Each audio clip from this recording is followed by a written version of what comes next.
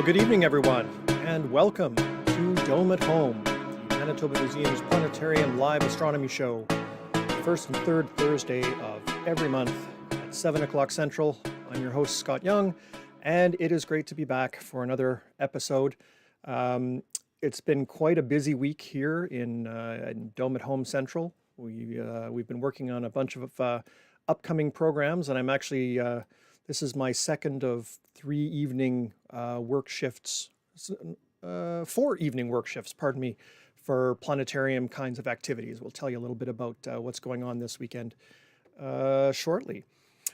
Nice to see you all checking into the chat. Some regulars in there saying hello from all over the place. Nice to see everyone. I'm really glad to see you all. The sky was pretty impressive this evening. I don't know if you got a chance to get out for that beautiful sunset, but this is what it looked like from my place.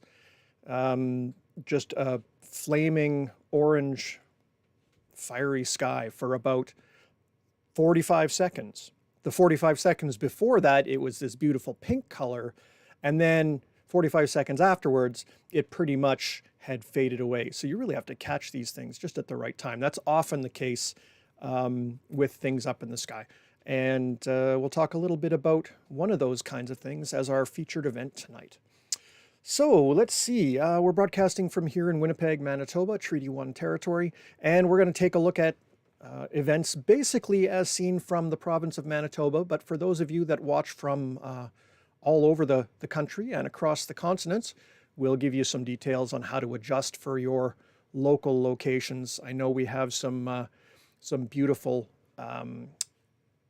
places that are sometimes check in. We used to have someone from Malaysia that would watch the show regularly, which was awesome. It was hard to adapt for such a different location, but I know we have Hollis down in Connecticut. Nice to see you. And some of our groups in Texas, out west, out east, up north. It's great.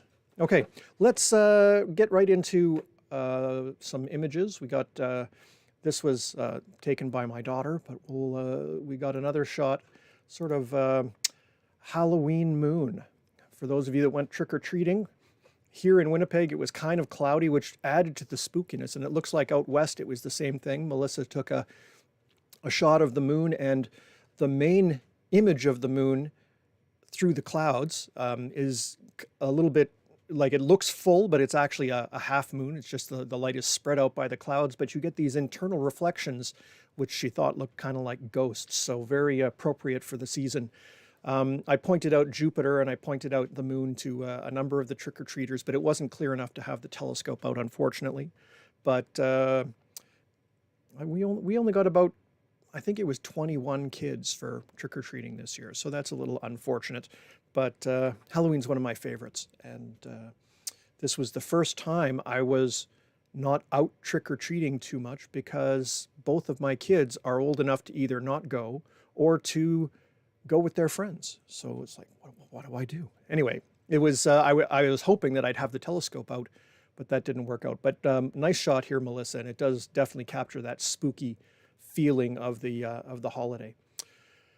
We've got some events that I want to let you know so that you can try and get them into your calendar.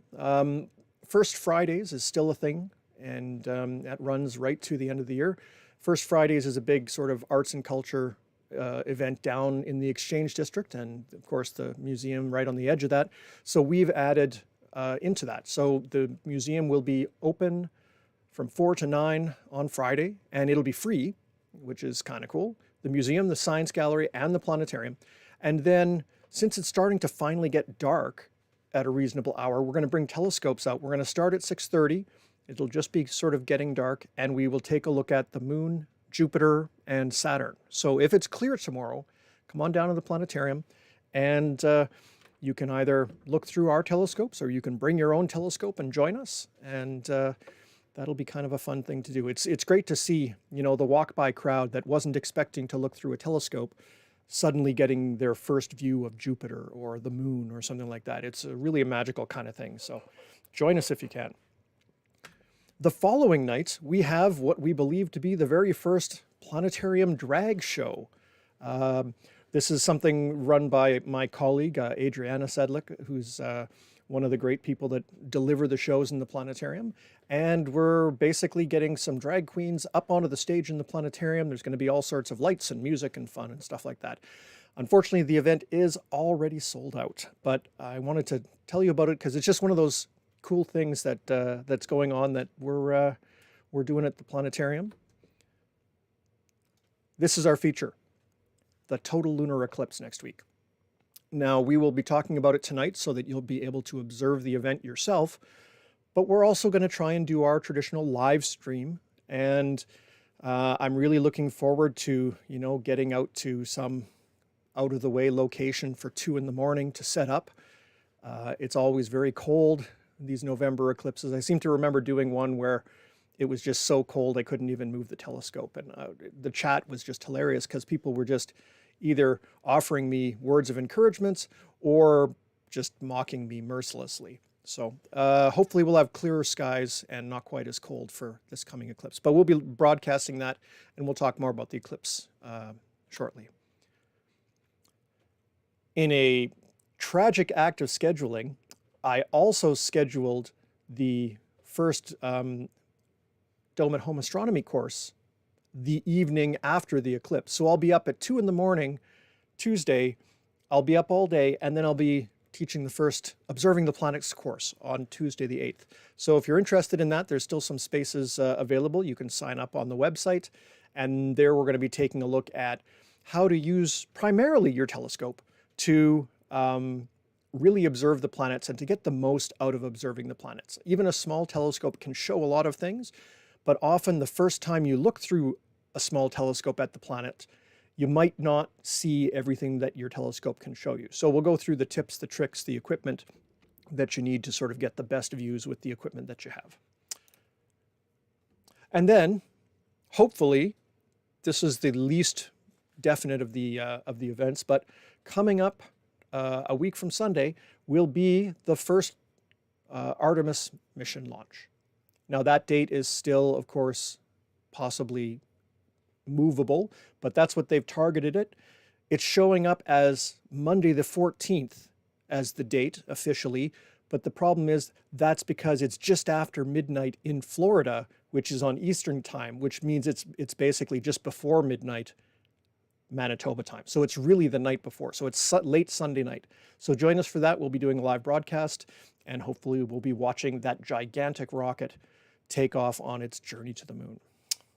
Okay, let me just see here. Yeah, no sleep for me, Tiffany. That is right. It's I have to check all of the calendars before I set these dates. There's about 5 different calendars in play, and of course, it's easy to miss something from one to the other. All right. We are going to call upon one of Dome at Home's regular viewers and contributors. Ulrike Schreckenbach has been observing with binoculars, and you've seen her images and drawings and things like that, and she's going to bring us a binocular challenge. So I'm just going to try and get everything set up here. Oh, we're just going to skip over that. There we go. There's our title page, and I'm just going to see if I can get all the audio working, which is always the fun thing. Let's see here. Okay, there's Ulrike. And can you hear us over there? Oh, wait, I haven't unmuted you. Sorry, that's me. You should be able to unmute your microphone now.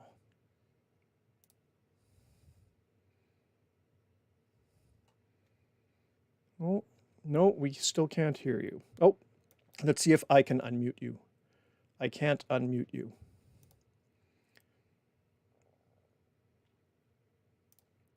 For some reason.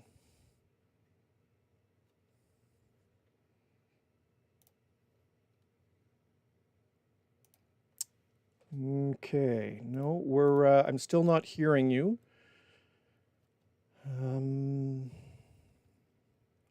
There should be at the bottom of your screen, there should be your microphone, and you should be able to unmute. You should have that control. Yeah. Oh, it should be there we go. now. Okay, there we go. Gotcha now. Hey, Sorry about that. This technology is wonderful, isn't it? Yes. Yeah, right. All right, so take it away, Ulrike. Why don't you tell us a little bit about what you're going to be challenging us with this month? I'm going to present a challenge that was not a challenge for me. It actually really fell into my lap. There is a little story behind it. I was staying at a place, a second story room with a balcony, and it gave on to a dark area.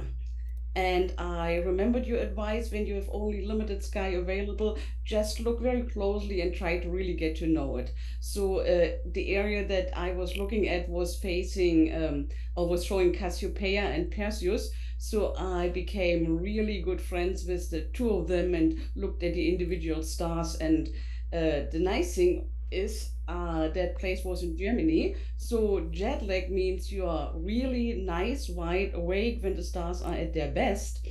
And I was pretty much out every night from midnight to 2 a.m. and looking at the constellations.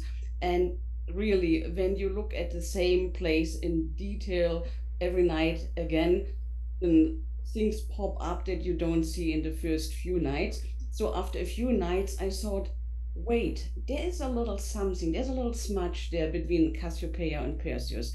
And I found some binoculars, 10 by 50s, a few days later, and I checked, and really there was something. And then I looked at the charts, and it turned out to be the double cluster. And it is beautiful objects in binoculars of like even the small ones. The smallest ones I tried was I think 8 by 24, and you can see there 10 by 50 is really good, and if you can go a little bit bigger, it's really like the diamond sparkling there. And if you can put on the star chart, then Yeah. we can show the way. Okay, let's see. So here we have, there we go. There's So sort of the northeastern sky in the evening right now, I guess. right. Yeah, it's perfect timing again. So we have Cassiopeia. It looks a little bit like an M or more like a W. So the right side is this nice triangle. The left side always looks a little bit like it has been squished. But this little arrow that's being formed by the left side pretty much points towards Perseus. So that's the other constellation that we are going to be needing. And it's supposed to be a warrior, but when I look up at the sky, I always look for the fishhooks, like the smaller fishhook on top and then the bigger fishhook below. And what I love about this picture for myself is there's a fish to go with the big fishhook, and it's the help me out, it's the Pleiades. The Pleiades, yeah, right down below Perseus is basically. I had to rewind just a little bit to show it here, but here's the fish hook of Perseus, and then the other fish hook that goes down here, and then right below that is the Pleiades, and this bright star over here. This is Capella in Auriga, so that sort of gives you a good milestone with Cassiopeia easy to see, and then Capella and the Pleiades, and Perseus is basically right in the middle of all that. And when we go back to the squishy side of the Cassiopeia, and as I said, like there's a little arrow pointing towards Perseus. And we can take the two stars from Cassiopeia, the middle one, and then the arrowhead one. And if we take that same distance, same direction two more times, we end up at a double cluster. And the double cluster is again the same distance from sort of the top star of Perseus.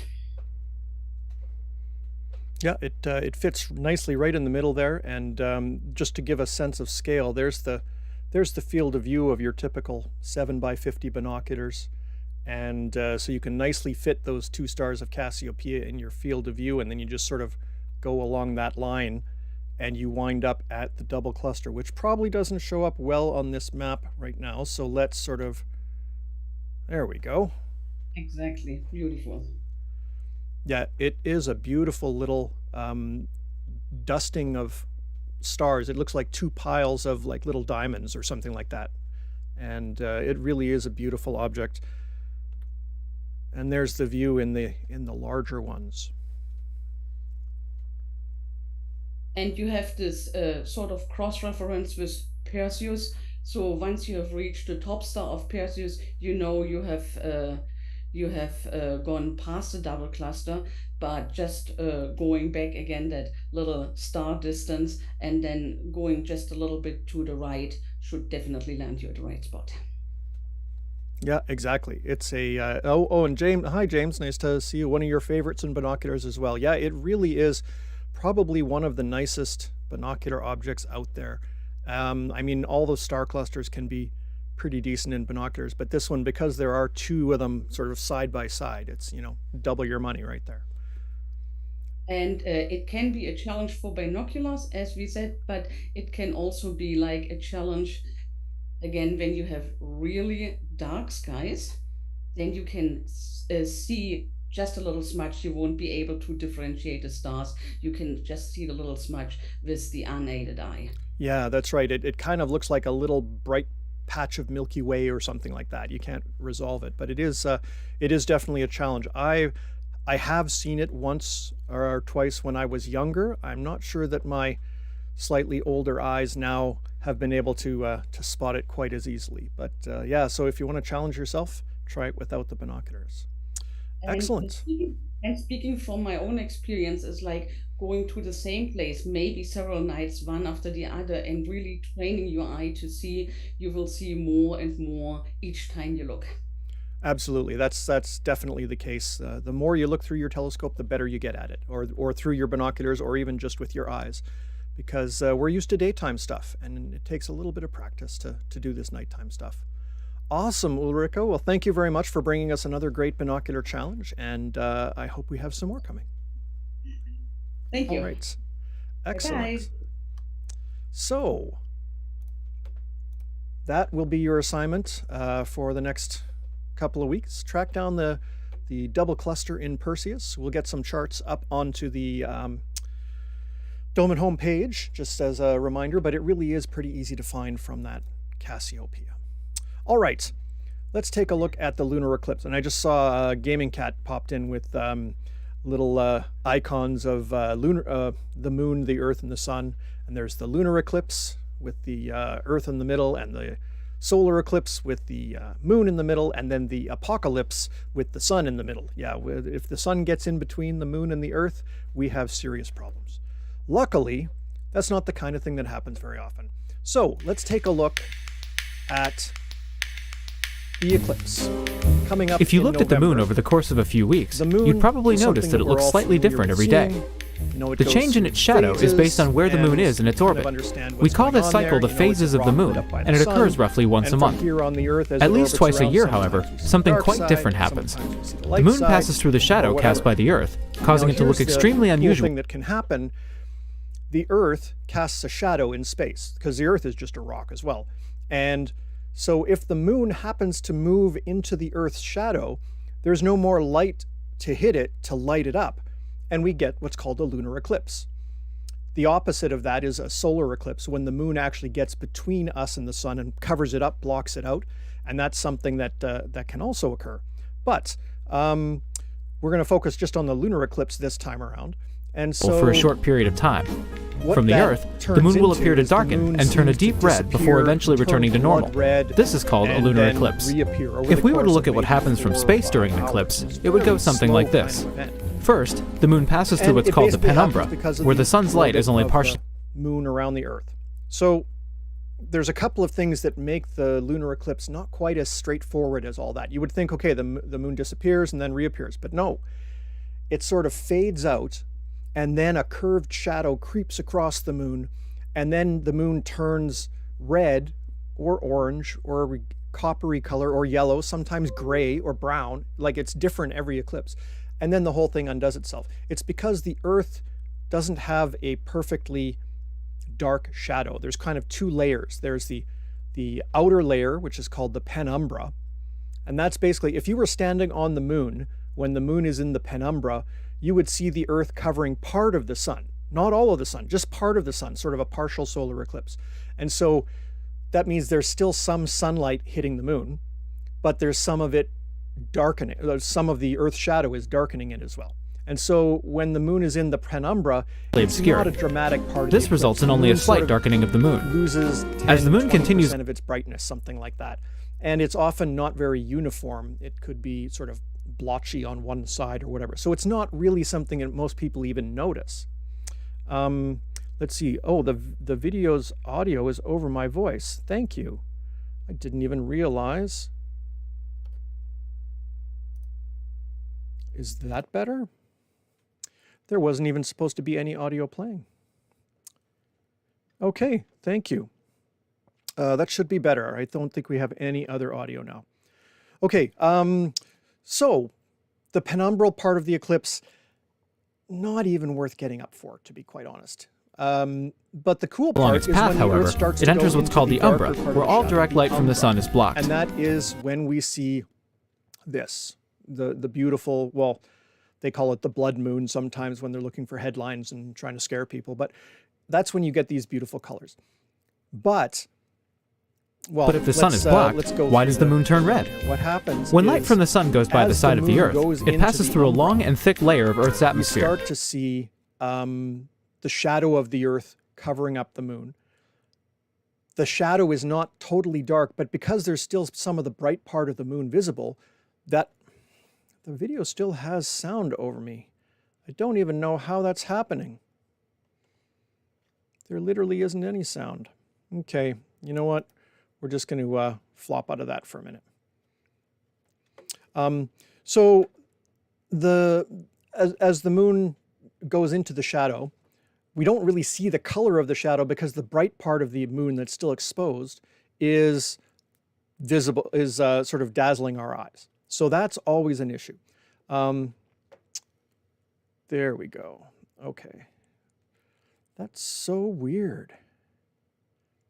Okay, anyway, we'll forego the animation for a moment. The moon here, then when it gets right into the shadow, we get a lovely, colorful eclipse. And the reason for that is, well, because the Earth has an atmosphere. The atmosphere of the Earth allows some of the light from the sun to sort of bend around the edge of the Earth and get into the Earth's shadow. And if you think about other situations where the sun is shining through the edge of the Earth, that's like the sunrise. You know, the beautiful image of the sunrise that we saw a little bit earlier in the show, that orangey pink color, that's the light that is bent by the Earth's atmosphere and makes it into the Earth's shadow. So essentially, the view that we get during a lunar eclipse is basically the view of the moon lit up only by all of the sunrises and sunsets all around the world at that moment. And so the moon is only being hit by this beautiful orangey, yellow, pink light. And just like a sunset, that really depends on the weather conditions, how clear the sky is, the humidity, if there's dust in the air or things like that. And not just in one location, but in all the locations all the way around the edge of the world at that time. So that's why we have the variations in lunar eclipses. That's why each one will be a little bit different. Because if it happens to be really cloudy along the edge of the Earth, not as much light gets through and the eclipse will be darker. If it happens to be totally clear, maybe you don't have as much red color and the eclipse will be quite bright during totality. Now, this particular eclipse is quite a dark central eclipse. The moon goes through the middle part of the Earth's shadow, so it should get fairly dark and fairly colorful. We're looking forward to that. Gaming Cat's asking, if a lunar eclipse happens when the moon passes through the Earth's shadow, why doesn't a lunar eclipse happen every orbit? Excellent question, and one that I grappled with for a very long time. The problem is, when we show these diagrams, we're showing sort of a two-dimensional top-down view. But the orbit of the Earth and the sun and the orbit of the moon are tilted. And so, as they go around the sun, basically full moon has to happen not just anywhere in the orbit, it has to happen when it's crossing the Earth-Sun plane. If the full moon happens when it's up near the top of my fingers here, it's above the Earth's shadow, and so we don't have an eclipse. And that's what happens actually most of the time. But as you might expect, there is a sort of a periodic pattern to how those orbital periods interact. You know, the moon going around the Earth every 27.5 days, the Earth going around the sun every 365.25 days, and there's a predictability to these eclipses. And so that's how we're able to say in advance, well, this particular full moon will have an eclipse, that particular full moon won't have an eclipse. All right, so we are going to be taking a look at what the eclipse will look like from here on the Earth. So let's actually start off talking a little bit about where you can see the eclipse. So the area that's grayed out, the moon is below the horizon, and the area that is sort of clear on this map, you can see the moon because it's up above the horizon. So for all of North America, the beginning stages of the eclipse, the penumbral stages of the eclipse, are totally visible. The moon is up nice and high. Manitoba time, that starts a little bit after 2 in the morning, on the morning of Tuesday the 8th. So as we get through the partial phase, actually I'm just going to rewind this here just a little bit, sorry. At the bottom you can see the view of the moon. And you can see that the penumbral phase it's getting a little bit dark on the left there, a little bit sort of dusky, but there's no distinct edge. But then once it starts going into the umbra, there you can see the actual curved shadow of the Earth being cast onto the moon. Now the shadow of the Earth is that red color, but the red doesn't show up very well because there's still a lot of moon that is bright white, dazzling our eyes. Again, all of North America gets to see the ingress into the shadows here. And then you get to totality. And here we sort of increased the exposure time just to show the variation in the color. And you see it's not just a flat color all the way across. The bright side on the right there is the part that's sort of closest to the edge of the shadow.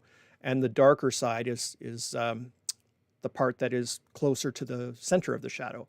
And as the totality goes on, that area sort of shifts.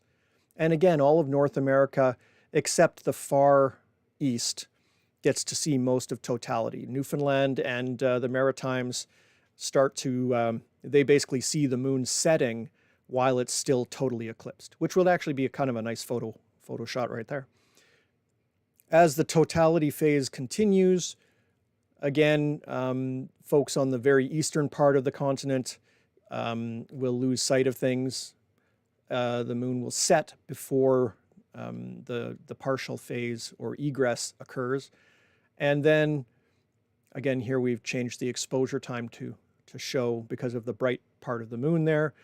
The partial phase continues. Here in Manitoba, we will see the entire partial phase, and the moon will set after the partial phase has ended, but while the penumbral eclipse is still on. So technically, we missed the last hour or so of the eclipse, but it's the least interesting hour. I mean, frankly, if I've been up from 2 in the morning and I've seen totality and I've seen the partial phase sort of undo itself and come out to almost a regular moon, I'm not sure I want to stick around for another hour at 6 in the morning just to see a slightly faded moon. You know what I mean? It's one of those things where you're usually pretty done by the time it goes on. It takes about 6 hours.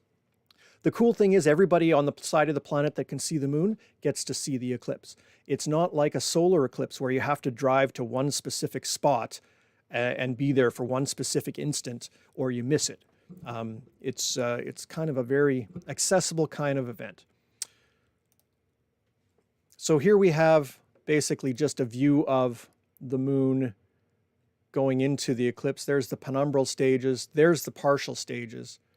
And it's really cool to watch this because the shadow isn't perfectly distinct, but you can definitely tell it's curved. This is absolute proof that the Earth is round, because not only is the Earth, people will say, well, it's flat, but it's circular like a plate and it's just angled like this. Well, if it was angled like that, the moon would be directly above our heads, and it's not. There's no possible way that the shadow during a lunar eclipse could be caused by anything other than a spherical Earth repeatedly. Maybe one eclipse could happen with perfect circumstances, but basically this is absolute proof that the Earth is round.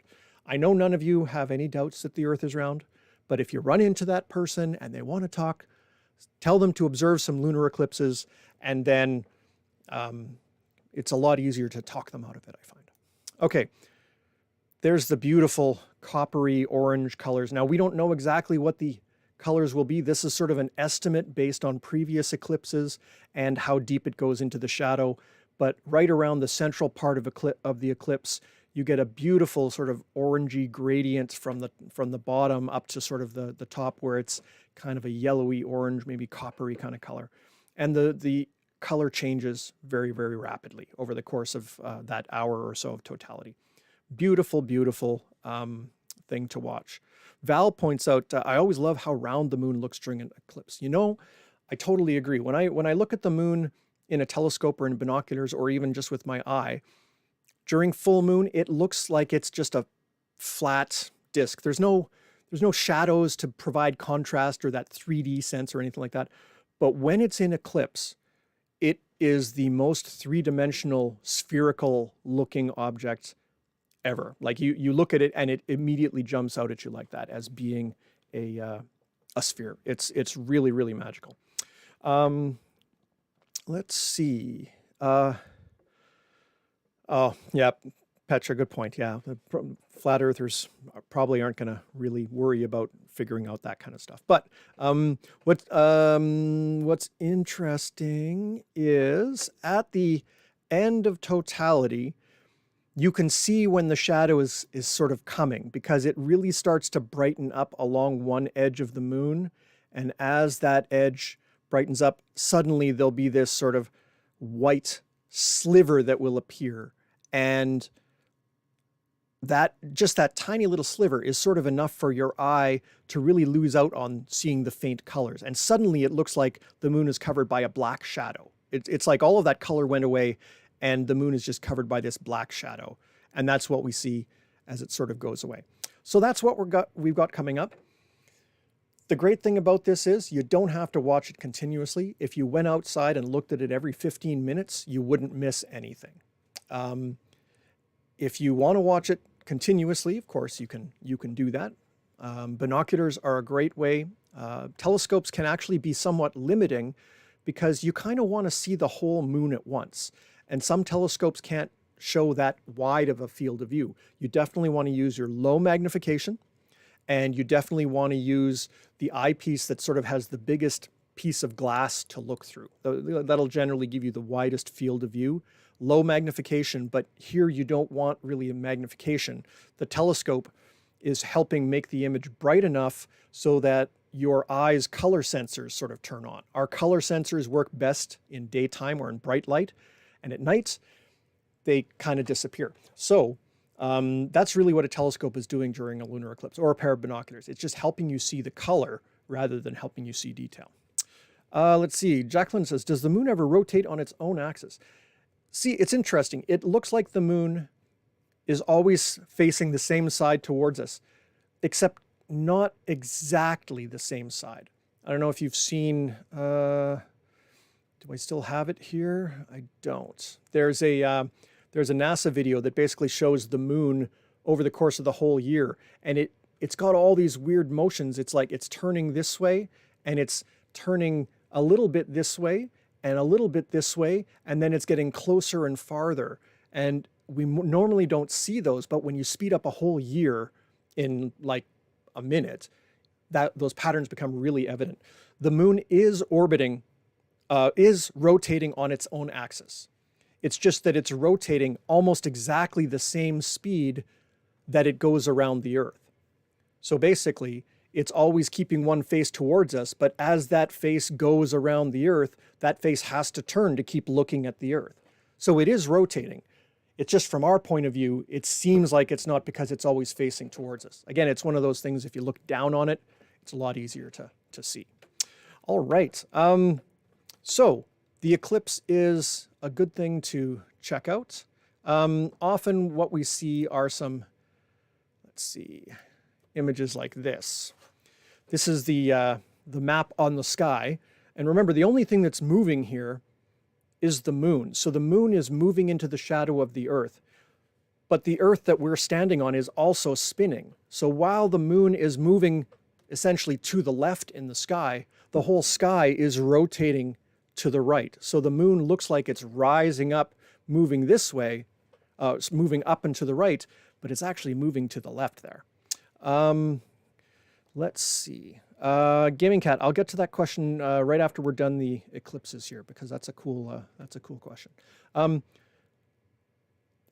I'm going to try and take photos like this time around, take them at the different spots to put together one of these composites. But we'll sort of see. It's neat that you can actually map out the size of the Earth's shadow. If we didn't already know how big the Earth was, we could actually determine the diameter of the Earth to within probably 5% or so by observing an eclipse and charting exactly where the moon was when it went through the shadow and things like that.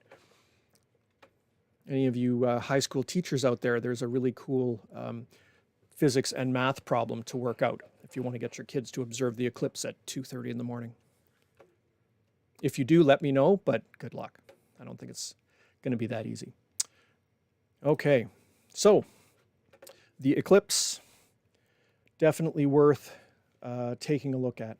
Coming up on November the 8th, which is Tuesday morning at 2:30. So really it's the night before. It's the Monday night, the 7th. And that will be the thing to watch for. We're going to begin our broadcast at 2:30. And we are going to, assuming it's clear here, we're going to have the broadcast running the entire eclipse. I will not be monologuing the entire 6 hours. I will be there occasionally, and I'll be making sure the telescope is lined up, but I'll probably take some naps because that's a pretty long shift. But if you want to join in and say hello and stuff like that, we'd love to have you. And yeah, so that's the big event coming up this month. And now it is time for Cool Space Stuff! So China has launched the last module of its current space station, the Mengtian module, which is a gigantic component of the space station, launched a couple of days ago and docked with the space station. Just like their previous launches, they're using their very, very large booster. And because of the design, well, it's a little bit of a sloppy design. Because of the way that they're doing it, basically the big booster that goes up there that carries the thing into orbit also reaches orbit, but not a very high orbit. And after a few days, it falls back to the Earth. And it doesn't do so in a controlled manner. It just falls out of the sky randomly. This is not the way people should be launching or running space programs. Here is currently what the space station looks like. The new module is right over here, and it's kind of a mirror image of this module over here. They dock here, and then the robot arm grabs it and will move it over here, so it'll actually be T-shaped eventually. And then there, you can see just behind the solar panel, there's the spacecraft, the Shenzhou spacecraft that ferries the crew up there. There's 3 crew on board right now.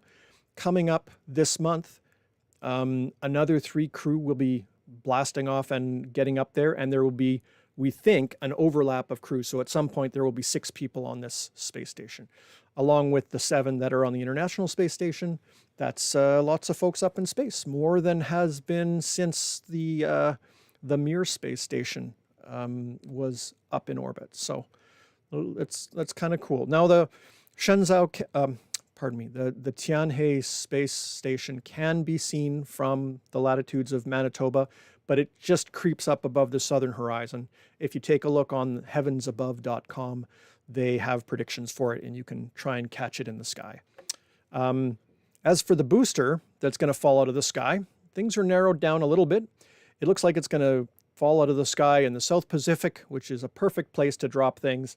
But that's uncertain. And so basically, it could be plus or minus 3 hours from that spot. So that means any place that's underneath one of those lines, you could have this thing fall out of the sky. I don't know if you can see, but it basically goes like right over New York. I thought it was only in Hollywood movies that something randomly falls out of the sky and it always hits like London and Paris and New York and Los Angeles. It's a little bit scary. It's like a 25-minute delay in the time that it re-enters would basically put it down over Washington, which is kind of interesting. I really wish they'd stop doing this, because this is not the way to deal with issues with space travel. Now, interestingly, there's another booster from a Chinese launch in January that is going to re-enter in a day or two as well, and it comes over southern Manitoba. If you get up tomorrow morning, just before 7 a.m., you will see racing past the North Star a fairly bright, very fast-moving satellite, which is the rocket body from a previous. Oh yeah, Hollis, you're absolutely right. And Pamela, you're in Florida. That is absolutely correct. Yeah, there's a lot of ground that is covered by these satellites when they're going to re-enter, and so that's why they try to do it on purpose. Like, you leave a little bit of fuel on board, and you fire your engines to slow yourself down so that you're kind of come down in what they call the spacecraft graveyard, which is in the South Pacific. It's literally the farthest from all civilization, and statistically, if you're going to drop something, that's the place to drop it to minimize the risk. An uncontrolled reentry is, maybe it'll not hit anybody, but it would be really bad if it did. This other booster is coming over Manitoba tomorrow morning. And it's supposed to re-enter the following day. And oops, where's my? Oh, I had another image which was very similar to this, and it basically goes all the way up over Manitoba. So anyway, there's this other tiny little, not tiny little, it's much smaller rocket booster that may re-enter. I kind of would like to see one of these re-enter over me, because almost all the parts burn up. And they're spectacular. They're like a slow motion meteor. Imagine a meteor in slow motion so that it takes a minute to go across the sky and fall apart and fragment and things like that. Could be really, really beautiful. And like I say, most of it will burn up. I really hope that they stop doing that, like I say. Okay, we had a question here from Gaming Cat. What do you think of life existing in Venus's upper atmosphere? So, a few years ago, I would have said, of any place in the solar system that we might find life, Venus is the worst. And the surface of Venus is absolutely the worst. I mean, the temperature is 470 degrees Celsius. That's twice as hot as your oven can get. The atmosphere is made out of sulfuric acid and poisonous gases. There is literal acid rain. The temperature is hot enough that the rocks are partly molten, so essentially the floor is lava. The air pressure is as great as it is at the bottom of the ocean, so basically you would be squished like a bug while you were being, dissolved and poisoned and roasted and all those things. This is a really, really nasty place. But of course, that's at the surface. And then at the very top of the atmosphere, where it's basically touching outer space, it's minus 200 degrees and all that kind of stuff. So if it goes from super hot to super cold, there's got to be a transition zone in there somewhere. And it turns out that about 60 kilometers above the surface of Venus in the clouds, there's a zone where the temperature is not ridiculous.